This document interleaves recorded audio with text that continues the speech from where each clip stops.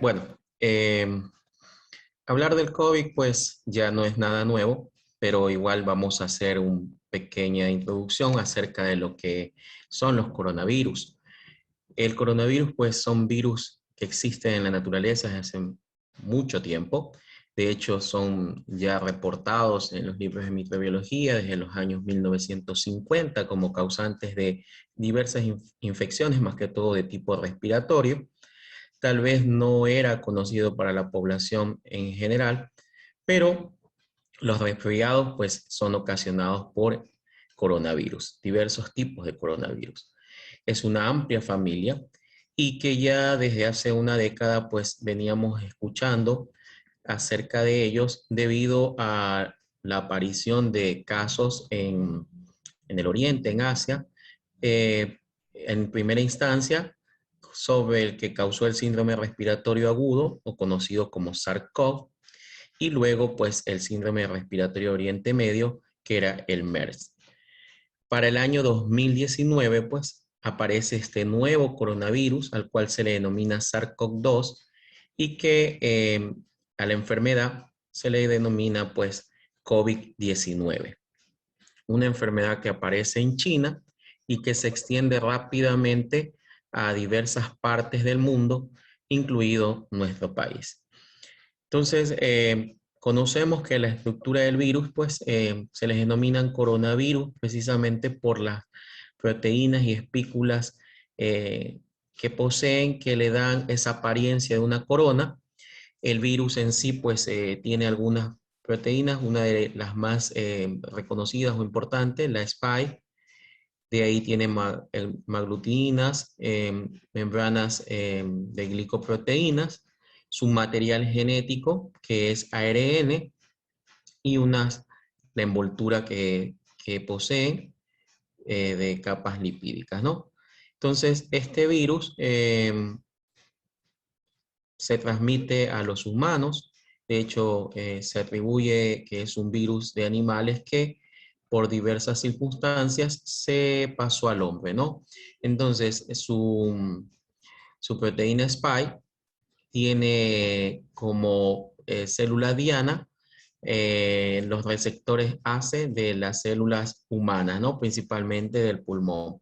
Entonces, como todo virus, ingresa en el interior de la célula y es ahí donde hace la replicación viral, causando mayores copias de él y obviamente destruyendo las células y contagiando más células, con lo cual puede originar un proceso inflamatorio agudo severo que sabemos que en algunos casos puede llegar a ser fatal. Entonces, esta información es tomada de hace un par de días sobre datos estadísticos de cómo está en las Américas.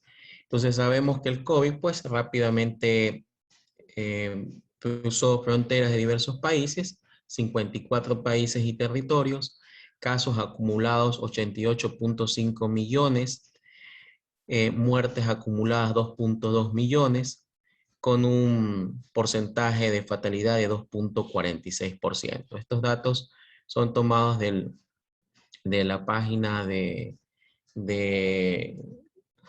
la página de Panamericana Mundial de la Salud, donde en estos casos son los datos de los casos y muertes en las Américas. De manera ya local, en nuestro país, pues podemos ver que al corte de el 23 de julio, pues tenemos datos que, si bien es cierto, no son 100% reales, porque sabemos que al inicio pues no se hacían pruebas de PCR, que mucha gente que no quedó registrada en las estadísticas, pero se han procesado 1.627.000 pruebas de PCR, casos confirmados 480.000, casos descartados 1 millón, 91.000 y recuperados 443.000, ¿no? Vemos que en el año 2020 tenemos datos de personas que fallecieron, confirmados 15.490, probables 8.303, que dan un total de 23.793 casos. Para el 2021, casos confirmados 5.956, probables 1.048, lo que da un total de 7.000. Teniendo en cuenta que estos datos, pues como lo dije, pues no son 100% reales, pero que dan la estimación. Las provincias que más se vieron afectadas, pues Pichincha, Guayas, Manabí y así el resto del país. En los casos confirmados, en cuanto al sexo, 48.7% corresponde a mujeres y 51.3% corresponden a los hombres. Entonces, son datos nuestros. Esto está en la página del MSP y es el último reporte. El COVID, sin lugar a dudas, pues ocasionó temor y mucha desesperación en la mayoría de las personas en todo el mundo. Era una enfermedad nueva, una enfermedad desconocida, la cual no se tenía ningún parámetro para ser tratada, y eso conllevó a la utilización de diversos productos, desde antiparasitarios como la ivermectina, antibióticos como acitromicina, hidroxicloroquina, que también es un antiparasitario, hasta sustancias químicas como hidróxido de cloro. Todo esto por la desesperación, el desconocimiento, y en la parte médica con el fin de tratar de combatir de mejor manera a este virus. La utilización de corticoides, todo eso pues de una u otra manera con el fin de tratar de curar a las personas que tenían en ese momento el coronavirus y de esa forma pues evitar decesos. Sin embargo, muchos de estos tratamientos pues no eran efectivos o son cuestionados en la mayoría de las veces porque no hay datos científicos 100% que pudieran decir que tal o cual producto era el mejor para combatir el coronavirus. Algunos apostaban al inicio dando ivermectina con acitromicina, después y corticoides, después comenzaron ya a haber estudios donde decían que, bueno, los corticoides deberían ser la última opción, más que todo en pacientes cuando tenían procesos inflamatorios muy severos. Entonces, además del virus o la infección por este virus, muchos estaban teniendo algunos tipos de infecciones bacterianas.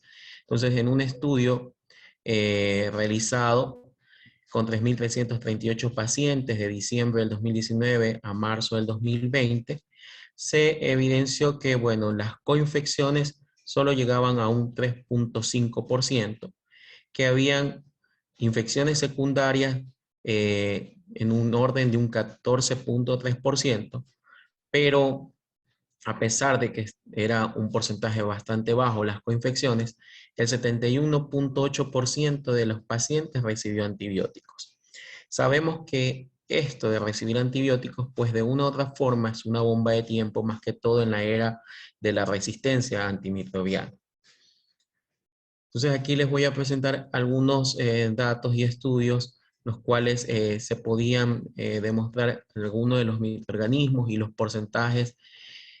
Por ejemplo, en esta revista española, donde con infección de SARS y otros patógenos, vemos dos estudios, el 2020, uno de Laxbury, donde tiene un 7% de coinfecciones bacterianas, ¿sí? En un estudio con 2.183 casos, y Davis, un 7.9 de bacterias atípicas. En cuanto a coinfecciones por virus, en el primer estudio un 3%, y en el segundo estudio de Davis 7% de otros virus que a la par estaban en estos pacientes, ¿no? Virus como influenza, por ejemplo. El pronóstico en cuanto al Lubery da que en pacientes en la terapia intensiva, 14% tenían este tipo de coinfecciones por bacterias y un 5% por infecciones por virus. Aquí en este estudio podemos ver cuáles eran los microorganismos que pudieron ellos aislar. Mycoplasma pneumoniae fue el principal, seguido de Pseudomonas, Haemophilus influenzae, Klebsiella, Enterobacter y otros microorganismos como Acinetobacter, Serratia marcescens, Staphylococcus aureus y Enterococcus faecio. Aquí podemos ver que dentro de estas bacterias poco atípicas está el Mycoplasma pneumoniae, que es bastante complejo de poder recuperar desde el punto de vista de cultivos. No indica por qué metodología lo hicieron, pero es el principal microorganismo que ellos han aislado. Acá podemos ver también en otro estudio donde a partir de hemocultivos en pacientes en la terapia intensiva que tenían COVID, pues los microorganismos que aislaron en 28 pacientes podemos ver como principal patógeno a las pseudomonas, pseudomonas originosa y seguidos de pseudomonas pútidas, algunos cocos gram positivos, las enterobacterias como Klebsiella, E. coli, y también tienen aislamientos de levaduras como es el caso de Candida albicans y Candida paraxylosis, dos casos respectivamente, y un paciente con Candida glabrata y Candida paraxylosis. Dado que estos pacientes con COVID también y el uso de corticoides también hizo o los puso en predisposición para infecciones de tipo micótica, recordando que muchos de los pacientes que se complicaban también tenían comorbilidades, por ejemplo diabetes. Entonces era un caldo de cultivo ideal para infecciones también producidas por hongos. Este estudio hecho en Cuba, en una terapia intensiva, el número de pacientes también era muy pequeño, 18, pero ahí podemos ver que el principal microorganismo que ellos aislaron fue E. coli, Escherichia coli, seguidas de Pseudomonas aeruginosa, Klebsiella, Acinetobacter baumannii, Staphylococcus y Moraxella catarrhalis. Todos estos microorganismos, al menos los primeros, Klebsiella, Acinetobacter y Pseudomonas, conocemos que son microorganismos que rápidamente pueden adquirir resistencia a los antibióticos, que son bacterias multiresistentes o panresistentes que llegan a generar enzimas como carbapenemasas, con lo cual producen daños en el paciente y que pueden llevar rápidamente a la muerte de aquellos. Entonces aquí podemos ver otro estudio de pacientes que estaban en la UCI con Klebsiella pneumoniae resistentes o productoras de carbapenemasas. Entonces, en este estudio, pues, en 35 pacientes pudieron encontrar en hisopados rectales Klebsiella productoras de KPC. Entonces, en un número relativamente considerable, otros microorganismos también pudieron ser aislados, pero este estudio se basaba en la detección de Klebsiella pneumoniae productores de KPC.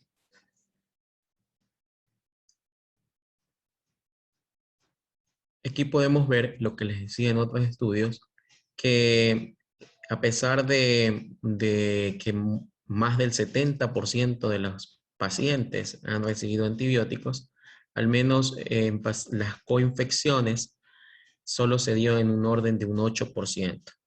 Entonces, en parte, digamos que fue favorable que no hubieran tantas coinfecciones, pero la preocupación del uso indiscriminado de antibióticos también generaba a futuro problemas de resistencia, o que todavía podemos tener algunos problemas de resistencia debido a ese uso tan amplio de antibióticos, incluso en la comunidad. Recordemos que muchas personas lo primero que hacían era tomar antibióticos como acitromicina, como un antibiótico para poder combatir el COVID, cuando sabemos que los virus, pues los antibióticos no tienen ningún efecto. Tal vez como una manera profiláctica para evitar posibles coinfecciones o infecciones bacterianas que pudieran surgir, pero realmente para efectos de combatir el virus no tiene ninguna acción frente al virus. Entonces aquí vemos un estudio de infecciones bacterianas y fúngicas en pacientes COVID, en este caso en España, en Castilla y León de España. Ahí, de un estudio de 712 pacientes con COVID, el 16% presentaban coinfecciones o sobreinfecciones bacterianas y fúngicas. La edad media era de 73 años y el 59% de ellos eran en hombres, ¿no? Pacientes con neumonía, pacientes en la terapia intensiva, que se predisponen a este tipo de infecciones por el tiempo de estancia hospitalaria, por las por las comorbilidades que pueden tener pacientes que son diabéticos, se predisponen entonces a tener infecciones por bacterias. En este estudio, esta es la tabla de los microorganismos que ellos aislaron. Vemos en primer lugar está E. coli, sigue Klebsiella, Haemophilus, Staphylococcus, y podemos ver que en diferentes muestras, ¿no? En sangre, en pacientes con shock séptico, infecciones respiratorias, infecciones en piel y tejidos blandos, y también en los mecanismos de resistencia que pudieron encontrar en este tipo de microorganismos. Productores de Blec, productores de OXA48 más Blec, las MDR y los Staphylococcus aureus meticilinos resistentes, ¿no? En sobreinfecciones podemos ver también que aparecen otros como Acinetobacter baumannii en shock séptico en un número de 6, en total de 22 a partir de todas las muestras, en todas las muestras que aquí detallan. Y bueno, algunos otros microorganismos, incluidos hongos, ¿no? Como Aspergillus, que aislaron un número de 3, y, y Candida sp. Entonces vemos que las infecciones bacterianas no eran las únicas, sino que también estaban las infecciones micóticas. Y eso nos hace llegar a hablar un poco acerca de lo que pasó en India con el llamado hongo negro COVID, que era causado por la mucomicosis, causada por un hongo, que es un hongo saprófito que vive en diferentes partes del ambiente, en el suelo, y que las personas pues tienen contacto con ella por actividades más que todo en el campo. Y que bueno, es saprófito al vivir ahí, pero que puede ocasionar infecciones, principalmente en pacientes que están debilitados, pacientes con infecciones como enfermedades como la diabetes, y se evidenció, más que todo en la India, que pacientes post haber tenido infecciones con COVID tenían este tipo de infecciones. Para ello, pues la Organización Panamericana de la Salud pues dio una alerta epidemiológica de mucomicosis asociada al COVID para las Américas, debido precisamente a que en la India se notificaron 4.000 personas con este tipo de infecciones asociadas al COVID, post-COVID. La mayoría de estos pacientes pues eran pacientes que habían tenido COVID y que también tenían enfermedades debilitantes, como menciono la diabetes, ¿no? En un estudio retrospectivo multicéntrico que se realizó en la India de septiembre a diciembre del 2020, se encontró que entre 287 pacientes con mucomicosis, el 65.2% tenían CAN, que significa la infección asociada a mucomicosis. Igual se observó un aumento de 2.2 veces más al periodo del 2019. Se lanza la alerta en las Américas debido a que algunos de los países de América pues reportaron casos, entre ellos Brasil, en algunos casos en Chile. Y bueno, entonces esta alerta salió el 11 de junio del 2021. Algunos pacientes de estos, pues, en algunos casos fallecieron, otros pues tienen una evolución favorable, pero esta es una alerta debido a lo que sucedió en la India. Nosotros en nuestro país, pues, también hemos tenido circunstancias que fueron apremiantes y circunstancias que tenían que hacer tomar medidas. Y todos aquí, me imagino, vieron los titulares de algunos periódicos donde se hablaban de bacterias multiresistentes en los hospitales. Esto no es nada nuevo, lo hemos tenido ya desde algunos años. Pero bueno, se salen las publicaciones, la gente se alarma, piensan que es otra enfermedad, pero realmente no, son las bacterias multiresistentes que tenemos en los hospitales, que debido a la sobresaturación que vivimos en las unidades médicas, pues tal vez se presentaban en mayor caso, ¿no? Entonces vemos publicaciones como en el diario El Comercio, publicaciones en mi ciudad como en Puerto Viejo, hablando de que es la bacteria que apecea allá en el Hospital de Especialidad de Puerto Viejo. Y bueno, para las personas eh, que no pertenecen al área de la salud, pues rápidamente se alarman y se asustan. Todos estos microorganismos, sin lugar a dudas, que contribuyen a que un paciente en condiciones muy malas por su estado y con todos los daños que ocasiona el virus, son son víctimas rápidas de estas bacterias y las cuales también contribuyen para que ellos, pues, lamentablemente mueran. Sabemos que son microorganismos donde prácticamente no queda opciones terapéuticas de antibióticos y que eso, pues, es sumamente preocupante, alarmante, y que los hospitales, pues, tienen que mantener la vigilancia.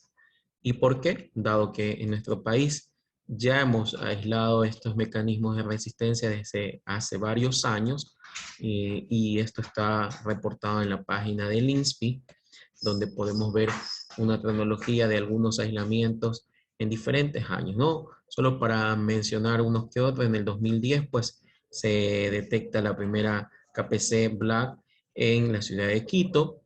De ahí, pues, aislamientos como una MCR o que posee el gen de resistencia a la colistina en una Escherichia coli en el 2016, una OXA 48 en una Klebsiella pneumoniae aislada en la ciudad de Guayaquil en el 2016, y en el 2017 una BLAG OXA 48 en una Rutella SPP aislada en Quito.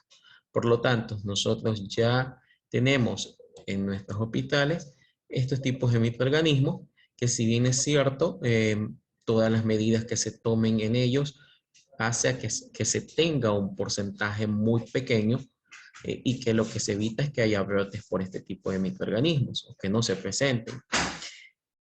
Que con el COVID, muy posiblemente en los hospitales donde tal vez ustedes trabajen o donde trabajamos, hubieron repuntes de estos casos precisamente por lo que ya he mencionado, ¿no? Tiempo de estancia hospitalaria, uso de antibióticos prolongado, antibióticos que de amplio espectro, que de una u otra forma seleccionan cepas y que empiezan a aparecer estos microorganismos como Klebsiella, que son los más comunes, resistentes a carbapénicos o productores de carbapenemasa. Entonces yo les voy a mostrar datos que no están publicados, pero que son más o menos lo que nosotros tuvimos en un periodo de 1 de abril al 1 de marzo, que, si bien es cierto, nuestra mayoría de atención en ese momento era a los pacientes COVID hospitalizados, la consulta externa prácticamente desapareció o era en muy pequeños porcentajes de la atención. Entonces, más o menos nos da un panorama de cuáles fueron los microorganismos que aislamos prácticamente por un año. Y en primera instancia, pues Escherichia coli, ¿no?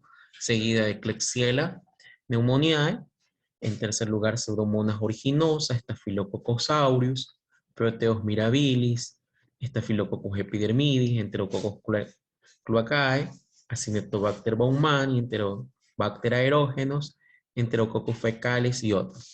Esto es la microbiota de lo que aislamos en mi hospital. Puede diferir a otros hospitales o puede parecerse, eso pues ya cada unidad podrá tener su perfil microbiológico de los microorganismos y el comportamiento que ellos tengan, ¿no? Entonces, te los quería mostrar como para tener un panorama de cuáles fueron los microorganismos que aislamos y que desde el punto de vista de resistencia a los carbapenémicos, tuvimos un porcentaje de resistencia a colistin en un 4.9%, casi 5%, y resistencia a imipenem en el orden del casi 21%, y meropenem un 18%. Aquí no está separado en resistencia a carbapénicos o productores de carbapenemasas, solamente lo he presentado de esta manera, ¿no? Pero igual eso nos da un panorama de un 20% aproximadamente de resistencia a los carbapenémicos en los microorganismos que les acabo de presentar. Bueno, este de aquí sería solamente entre Acinetobacter baumannii, E. coli, Klebsiella pneumoniae y Pseudomonas aeruginosa, que son los más aislados y los que generalmente presentan la mayor resistencia a los antibióticos.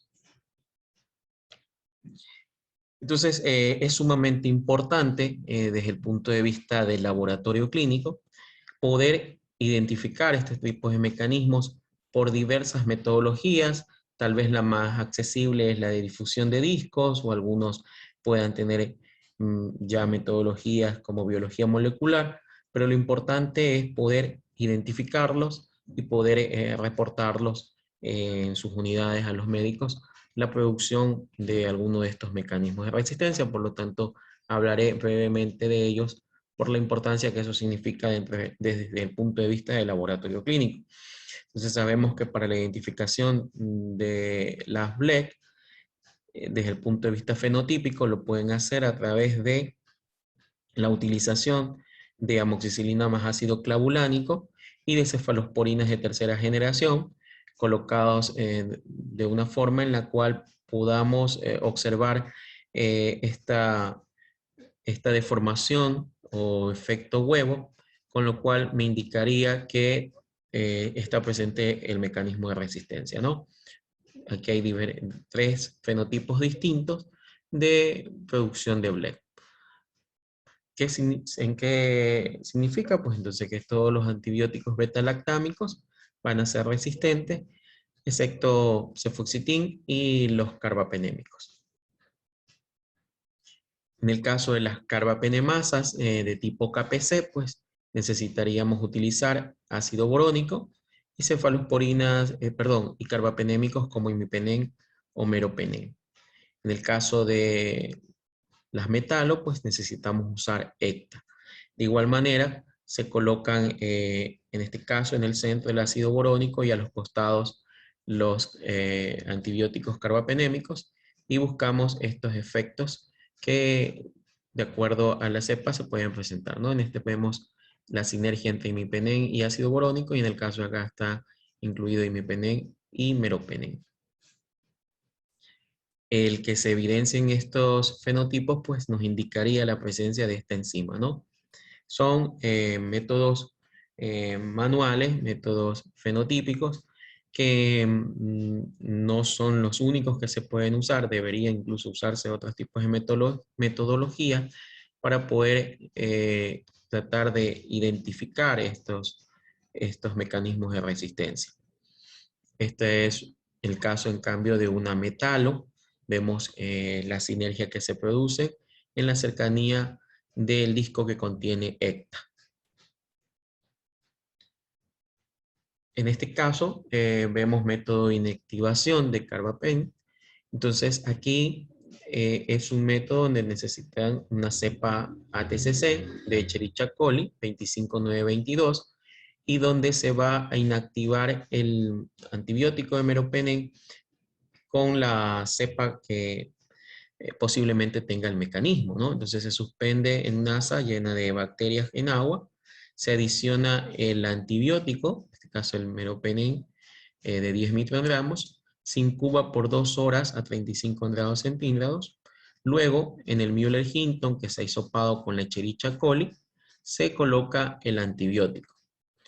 Esto se va a incubar al menos por 6 horas y luego se va a interpretar y medir los sanos, ¿no? Las cepas que poseen la carbapenemasa de tipo KPC, pues obviamente van a haber inactivado el antibiótico y por lo tanto no va a haber ningún halo de inhibición frente a la Escherichia coli. Entonces, eso es en este caso es positivo. Si hubiera halos de inhibición, pues entonces significa que no está presente la enzima de carbapenemasa. Esto es un método recomendado por el CLCI, incluso frente al test de Hodge modificado. Otros mecanismos para poder identificar la presencia de bacterias que posean estas enzimas pueden partir incluso desde agares cromogénicos que nos indican pues, si una bacteria es productora de Bleck o si una bacteria es productora de carbapenemasa. Otros métodos como el de test de Hodge modificado, los CARBA-NP, algunas pruebas de inmunoensayo de flujo lateral, también permiten la identificación o la detección de la presencia de estas enzimas o mecanismos de resistencia con el fin de poder indicarle al médico, detectar que existe esta bacteria que tiene o no este mecanismo de resistencia. Entendiéndose que la presencia de estas enzimas pues, también tiene una importancia epidemiológica y que en algunos casos implica también el poder manejar a un paciente de una manera distinta, hasta aislamientos de contacto para que no se siga transmitiendo estos genes que sabemos que son de tipo plasmídico y que se comparten entre las bacterias. Otras metodologías ya van a la parte molecular y para ello pues ya se hacen en laboratorios de referencias o laboratorios que cuenten con estas tecnologías como el MALDI-TOF o FilmArray que permiten la detección de microorganismos que a veces son difíciles de cultivar y en algunos casos también la detección de algunos mecanismos o de genes que tienen estas bacterias y que bueno, ya le permite saber tal vez que tiene un Staphylococcus aureus meticinino resistente o alguna Klebsiella productora de carbapenemasa tipo KPC. Entonces, esto es sumamente importante, la detección de estos microorganismos y el reporte de ellos para poder manejar de mejor manera el cuadro clínico de un paciente y también las medidas que cada una de las unidades deben tomar en cuanto a su comité de infecciones para evitar se incrementen los casos por este tipo de microorganismos. Y algo que sí es sumamente importante y que todos somos parte de evitar que se propaguen estos microorganismos es saber lavarnos las manos. Somos prácticamente quienes transportamos estos microorganismos, el personal de salud, los familiares, porque las bacterias, como siempre lo digo, no andan volando, se transportan a través de las manos, de los guantes, de los elementos que podemos utilizar, por lo tanto hay que desinfectarlos, hay que lavarse correctamente las manos para evitar eso. El uso apropiado de antibióticos es también sumamente importante y para ello las unidades médicas o hospitales deben formar comités donde se pueda entablar procedimientos y estrategias y también qué antibióticos se deben usar en función de los aislamientos y de su perfil microbiológico en sus bacterias o las bacterias que aíslan más frecuentemente. Y sin lugar a dudas, también el uso y la limitación en las farmacias sobre la venta y expendio de antibióticos sin receta médica para evitar contribuir a que las personas tomen antibióticos de manera inapropiada, dado que no lo van a hacer en las cantidades y tiempos, y además el antibiótico que debe tomarse de acuerdo a la posible infección que realmente tengan. Para ello, pues, debe ser prescrito por un médico. Bueno, este es una breve exposición. Espero que sea de utilidad para ustedes, y si tienen alguna pregunta, pues a las órdenes.